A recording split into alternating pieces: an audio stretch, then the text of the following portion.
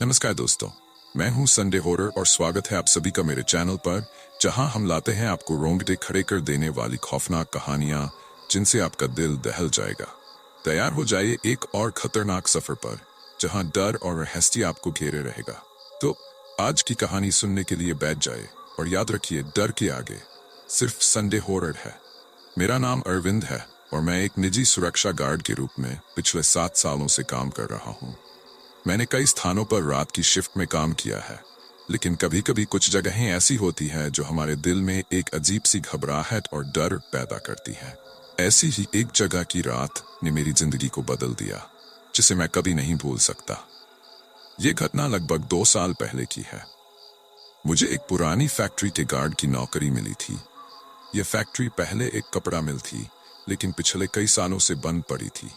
Factory का मालिक उसे फिर से चालू करने की तैयारी कर रहा था, इसलिए वहां चोरी चकारी रोकने के लिए एक सुरक्षा गार्ड की आवश्यकता थी।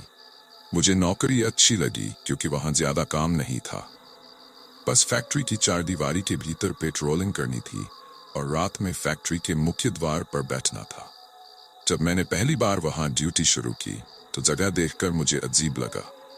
फैक्ट्री बहुत पुरानी थी, दीवारों पर दरारें थी, जगह जगह काई जमी हुई थी और चारों ओर एक अजीब सन्नाटा था। पास में कोई आबादी भी नहीं थी। चारों ओर घने पेड़ थे और रात के समय वहां का सन्नाटा और भी ज्यादा खौफनाक हो जाता था।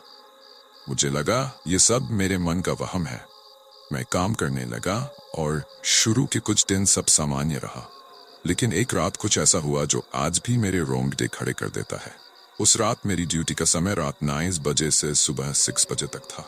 करीब रात के 10 बजे होंगे। मैंने फैक्ट्री का चक्कर लगाना शुरू किया। हमेशा की तरह मैंने टॉर्च ली और फैक्ट्री की परिक्रमा की।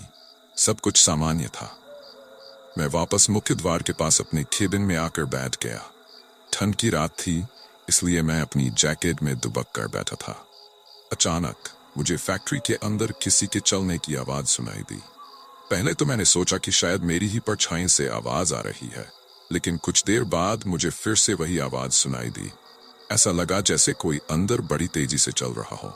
मैंने हिम्मत जुटाई और टॉर्च लेकर फैक्ट्री के अंदर गया, लेकिन वहां कोई नहीं था। कुछ देर तक मैं वहीं खड़ा रहा, फिर वापस लौट आया। मेरी धड़कनें तेज हो रही थीं। मुझे समझ नहीं आ रहा था कि क्या हो रहा है। मैंने खुद को समझाया कि शायद ये मेरा वहम है, लेकिन फिर वही आवाज फिर से आई, इस बार और भी तेज। ऐसा लगा जैसे कोई भाग रहा हो। इस बार मैंने ठान लिया कि मुझे पता लगाना है कि ये कौन है। मैंने हिम्मत कर फैक्ट्री के अंदर की ओर कदम बढ़ाए। फैक्ट्री की इमारत पुरानी होने के कारण उसमें से अजीब सी आवाजें आती थीं, जैसे कहीं से कुछ गिर रहा हो या दरवाजे की कर्कश आवाज हो। जैसे ही मैं फैक्ट्री के पिछले हिस्से में पहुंचा, वहां की स्थिति और भी खौफनाक थी। चारों ओर जंग लगी मशीनें, टूटे फूटे औजार और धूल जमी हुई थी। तभी मेरी टॉर्च की रोशनी एक खिड़की पर पड़ी जो हिल रही थी। मैं खिड़की की ओर बढ़ा और जैसे ही मैं वहां पहुंचा, मुझे किसी के हंसने की आवाज सुनाई दी। वह आवाज बेहद डरावनी थी, जैसे किसी पागल इंसान की हंसी। मैंने तुरंत पीछे मुड़कर देखा, लेकिन वहां कोई नहीं था।